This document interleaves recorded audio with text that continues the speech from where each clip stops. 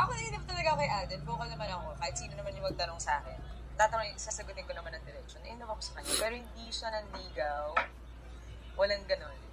Oh my God, yung mga phone nila na record. Alam din niya, kasi very vocal. Kung vocal ako sa lahat ng tao, pati kay Alden. Alam ni Alden yun, sinabi ko naman sa kanya rin. Pero hindi siya naligaw.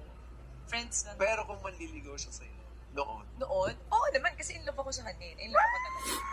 At alam niyo lahat yan, mga dabber ka. Kaya ako doon tumitig. Meron talaga sila kasi something. Iba, spark. Oo.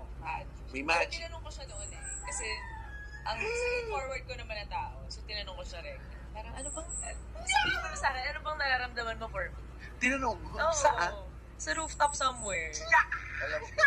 Kinikilig ko. Ayan, ngayon, kinilig si Paulo.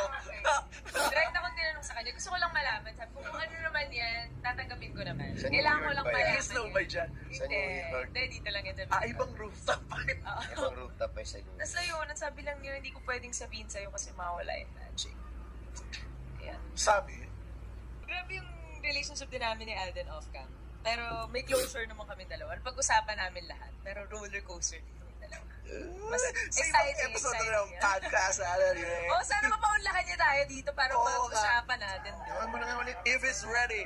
Yeah. Tsaka hello, nakamove on naman na lahat. Okay nang pag-usapan openly. Yan.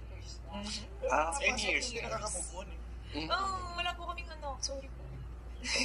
Masaya na. Maraming salamat sa pagmamahal at suporta na binigay at pinakita nyo sa Kalye Serye, sa mga lolas, Aldab, sa Bulaga.